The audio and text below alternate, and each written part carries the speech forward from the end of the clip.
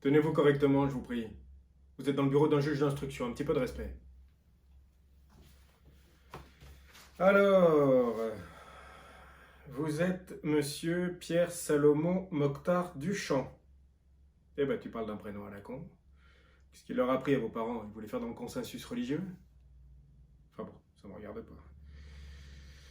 Alors, monsieur Pierre Salomon Mokhtar Duchamp, vous avez 27 ans, vous êtes de nationalité française, vous êtes domicilié au blablabla, on s'en fout. Alors, qu'est-ce qui vous amène dans mon bureau? Les gendarmes? Mais vous savez que c'est drôle, ça? Vous avez le sens de l'humour? C'est bien, ça risque de vous être utile dans les années qui viennent. Hein? Non, je dis ça. Alors, ah oui, vous êtes là pour avoir séquestré et torturé une dame de 92 ans, chez qui vous avez réussi à entrer en vous faisant passer pour le facteur. Pour lui faire dire où elle planquait ses économies, vous avez décidé de l'attacher avec ce que vous trouviez sur place, à savoir de la superglue. Vous lui avez collé les deux mains sur la table? Non mais ça va pas bien. À une dame de 92 ans? Mais on colle pas les mains sur la table à une dame de 92 ans? Comment ça, à qui? Mais à personne enfin! À personne on colle les mains sur la table! Comment où? Mais nulle part, mais qu'il est con! Mais enfin on les colle nulle part, mais une bonne paire de menottes à la limite, je dis pas! Ou un collier de serrage, si vous êtes bricoleur. Vous avez jamais essayé les colliers de serrage? Vous n'êtes pas bricoleur? Moi avec ma femme on aime bien, on trouve ça pratique. On joue aux gendarmes et aux voleurs avec ma femme. Je vous raconte pas les interrogatoires. Hein. Elle a pas son pareil pour me faire parler, la coquille. Enfin bon, ça n'a aucun rapport. Rebecca, mon petit, ne notez pas la référence à ma femme, c'est inutile. Merci. Bon, j'en étais où, moi? Ah oui, évidemment. Là, je vous cache pas que les secouristes n'ont rien pu faire, ils n'ont jamais pu récupérer la peau des mains. Hein. Elle n'a plus d'empreinte, la mamie.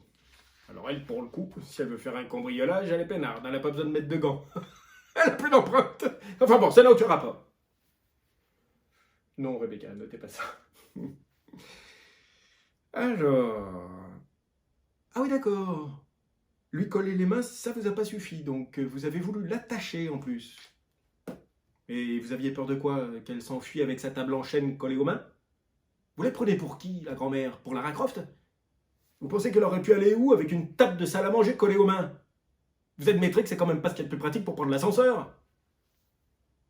Bon, en même temps, je suis obligé de reconnaître, attacher c'est quand même une valeur sûre. Mais à ce moment-là, vous prenez une bonne corde. Nous, avec ma femme, on utilise la corde de chanvre, tout simplement. Bon, le problème, c'est qu'on est devenu tellement bon avec les nœuds qu'on n'arrive plus à les défaire. Si je vous racontais la fois où je suis resté pendant 2 jours attaché dans la penderie, ou la rigolade. Enfin, ça n'a aucun rapport. Rebecca, notez pas la penderie. Hein. Je vous raconterai. S'il vous plaît. Donc, vous décidez de l'attacher avec ce que vous trouvez sur place, à savoir le câble électrique du radiateur. Eh ben, c'est bien ça. Vous faites des progrès. Nous, avec ma femme, on n'aime pas tellement les câbles électriques parce qu'on trouve que c'est pas assez souple. Puis alors, l'avantage de la corde de chanvre, c'est que c'est rêche, ça gratte, ça pique. On adore ça. Enfin bon, ça n'a aucun rapport. Donc, vous utilisez le câble du radiateur, c'est très bien. Mais franchement, vous croyez pas que vous auriez pu le débrancher, le radiateur? Le débrancher et puis l'éteindre, surtout. Elle est brûlée au 3e degré, la grand-mère. Et forcément, avec la chaleur, le câble, il a fondu. Donc non seulement elle est brûlée au 3e degré, mais en plus elle est électrocutée. J'ai jamais vu un con pareil. C'est un champion du monde, lui. Faut quand même reconnaître que c'était pas sa journée à la grand-mère. Hein. Tomber sur un tocard pareil, tu repasseras. Hein. Et je peux vous assurer que vous avez de la chance qu'elle soit pas morte. Enfin, pour l'instant, elle n'est pas morte. Elle est en soins intensifs. Et entre nous, elle est méchamment solide, la vieille. Hein. Je vous dis ça parce qu'avec ma femme, on a essayé l'électricité. Hein. Ça pique. Hein. On a essayé les brûlures aussi, du reste. Bon, mais rien de méchant, nous on a fait ça à la cire chaude, à la brûlure de cigarette, pas de quoi fouetter un chat. En tout cas, jamais à coup de radiateur. Enfin bon, c'est pas le sujet. Rebecca, on note pas ça non plus. Ah, alors là, on arrive au pompon, hein, la cerise sur le chapeau, comme on dit. Là, vous battez tous les records de conneries. Et oui, évidemment, avec ce qu'elle a pris dans la tronche, elle s'est évanouie, la mamie. Ah oui, forcément, elle a beau être costaud, c'est pas Wolverine non plus. Hein. Vous voulez la faire parler, mais vous lui faites perdre connaissance. C'est un con, un modèle. C'est bien ça, moi je pense que dans le dictionnaire, à conneries, il n'y a pas de définition, il y a votre photo. C'est bien simple, si vous étiez une figure de patinage artistique, vous seriez un triple sale con. Oh, Rebecca, triple sale con. Oh, elle est bien celle-là. Non, ça on peut pas noter, mais c'est dommage, ça mériterait. Hein. Bon, alors, je récapitule la situation pour qu'on soit bien clair. La mamie a les deux mains collées sur la table, elle est attachée au fil du radiateur qui a fondu, elle est brûlée et électrocutée. C'est bon, j'ai rien oublié? Bien, et là, vous vous dites, il faut que je la ranime. Et une fois encore, c'est votre connerie qui va prendre la direction des opérations. Puis alors, apparemment, votre connerie, elle n'a aucune limite, c'est une espèce de puissant fond. Hein. La seule chose qui vous passe par la tête, c'est de lui balancer l'eau du vase de fleurs dans la tronche. C'est un maillot jaune. Un champion du monde. Ah, c'est bien simple. Moi, je pense que c'est pas dans une cellule qu'il faut vous enfermer, c'est dans une vitrine. Un niveau de connerie pareil, franchement, ça se visite.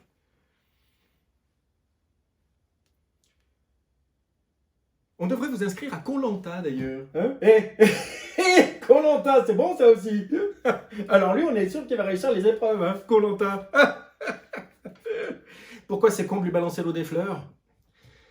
Vous nous l'avez branché sur le 220, la grand-mère. Si vous lui balancez de l'eau dans la tronche, il se passe quoi, à votre avis? Eh ben oui, vous aussi, vous prenez une châtaigne. Puis pas de la petite châtaigne, hein, de la châtaigne à 220. Résultat des courses, vous perdez connaissance, vous lâchez le vase de fleurs qui, en toute logique, va terminer sa course dans la tronche de la grand-mère. Eh ben oui. Et là, pour le coup, c'était pas son jour, hein, la grand-mère. Hein.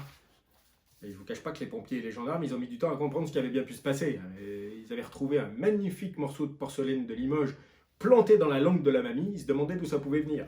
Bah oui, à 92 ans, c'est rare qu'on se fasse faire un piercing sur la langue. Hein. Même en porcelaine de Limoges. Bon, je vous cache pas que pour votre avenir proche et même futur, vous avez intérêt à prier tous les dieux que vous voulez qu'elle reste en vie, la grand-mère.